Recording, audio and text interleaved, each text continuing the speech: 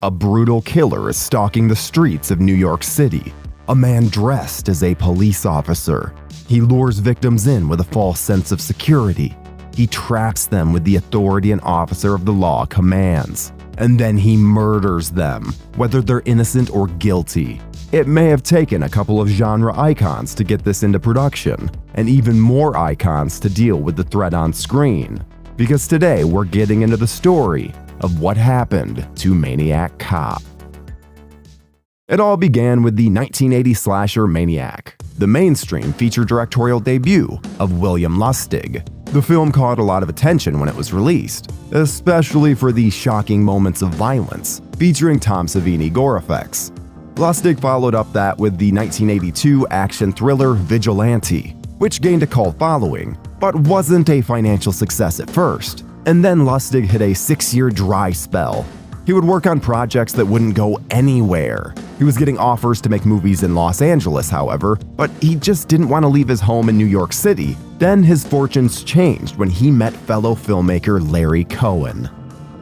Cohen had almost 30 years of experience in the industry at that point, and had made movies like the It's Alive trilogy, Q the Winged Serpent, and The Stuff. Over lunch one day, Cohen asked Lustig why he hadn't made a sequel to Maniac, and Lustig simply thought that a follow-up would not work, but nothing was stopping him from making a different movie with Maniac in the title. Beverly Hills Cop and RoboCop were recent releases at the time, so Cohen came up with the idea for Maniac Cop. Speaking with Fangoria magazine, Lustig explained, "Larry had the idea of doing a Friday the 13th type movie that centered around a cop, something less mean-spirited than the usual gore film, with intelligent characters and numerous twists."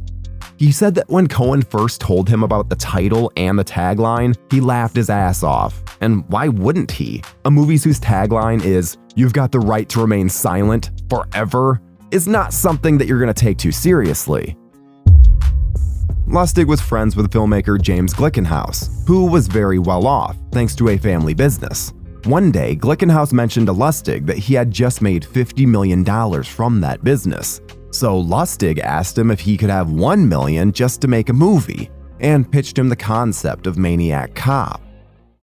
Glickenhaus just happened to be securing a production deal with Leonard Shapiro at the time, so he not only ended up giving Lustig a budget of $1.5 million for Maniac Cop, but the film also became the first project for Shapiro Glickenhaus Entertainment. Oddly enough, Shapiro was not a fan of the title. When he signed on to produce the film, it was in his contract that he wanted the title to be changed. Lustig had told Guns, Guts, and Glory that they had fought over it. He even said, "Are you crazy? That's the whole movie. It's the title. It makes it sound so sound," or something to that effect. But that's the fun of the movie. It's Maniac Cop. And of course, Lustig won that argument, and was very happy to be able to keep his attention-grabbing title. Just 1 month after Cohen came up with the idea, while the script was being written, Lustig was already filming. Because the St. Patrick's Parade was going through the city, and he wanted to get footage of it to increase his film's production value, he had Bruce Campbell and his Evil Dead director Sam Raimi come to the city, so they could be part of the parade footage. Campbell playing the film's hero, and Raimi making a cameo as a news reporter.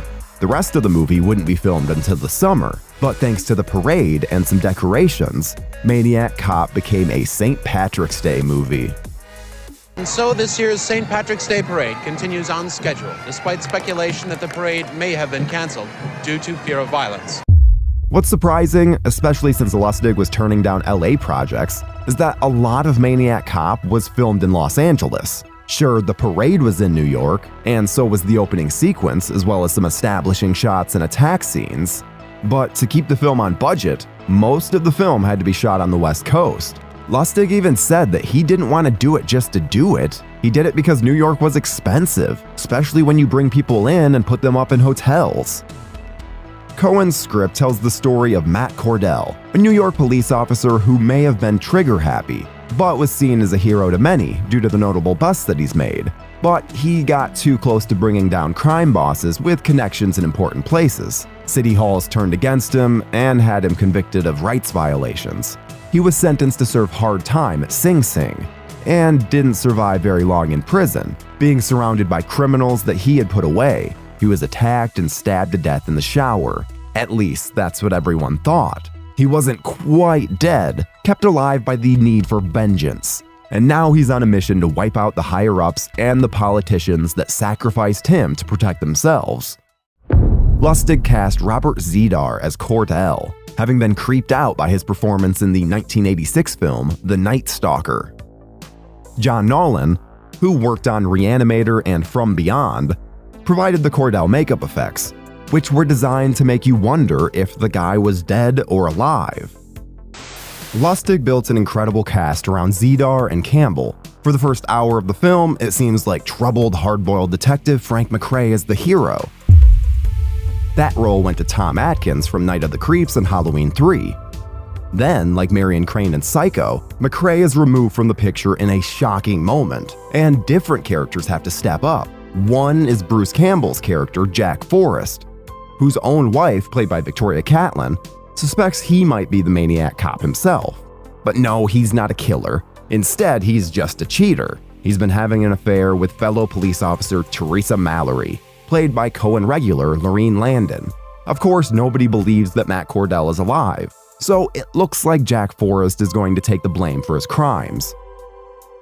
Veteran character actress Shereen North was cast as a cop with a romantic connection to Cordell.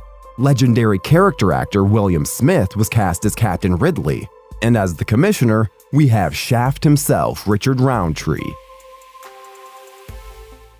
Lustig said they were able to get an A cast for this B movie by giving the actors good characters to play, and a good story for them to play around in.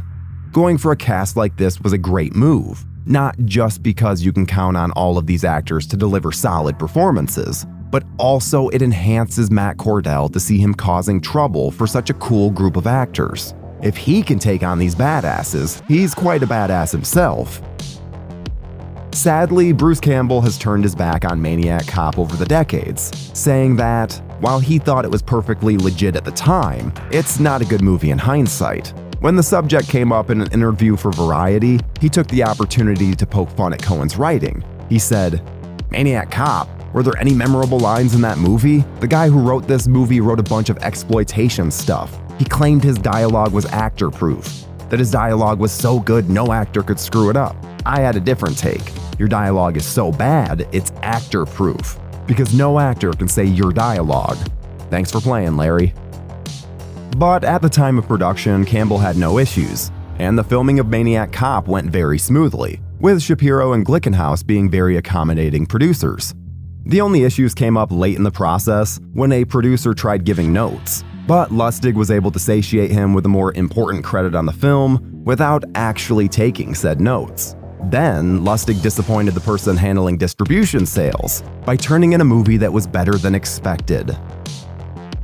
Throughout production, he would downplay the quality of the film to them, saying, "I think it's okay, it's gonna work, it's commercial." His approach was to lower expectations and deliver something better than expected, but the salesperson felt that if Lustig had hyped it up properly, it could have sold for higher numbers. Oh well.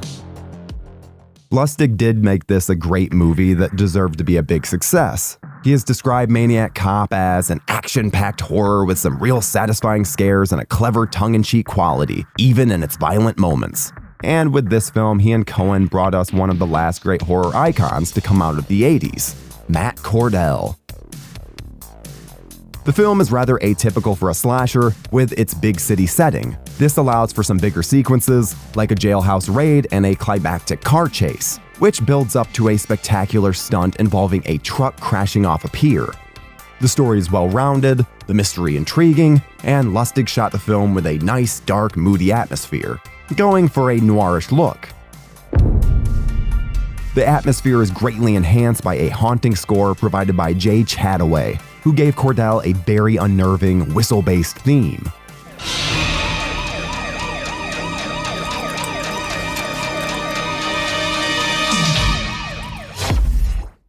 Even though the movie was undersold to distributors, Maniac Cop was successful enough to launch a franchise. Released in 1988, it was followed by Maniac Cop 2 in 1990, and many fans feel that the sequel is even better than its predecessor. Then Maniac Cop 3, which had a very troubled production, came along in 1993. Before we continue with our video, here's a reminder to click the Store tab on any of our Joe Blow channels and browse our collection of the latest and freshest designs in our merch store. Go get you some. In recent years, Drive director Nicholas Winding Refn was trying to revive the property with either a feature remake or a TV series, but for some reason the revival never got off the ground, which is a damn shame. We've unfortunately lost Robert Z'Dar in the years since the original films were made. But Matt Cordell is still out there, and he deserves a comeback. At least we got a pretty cool trilogy out of the concept, and it got started with an awesome slasher movie that is perfect for St. Patrick's Day viewing.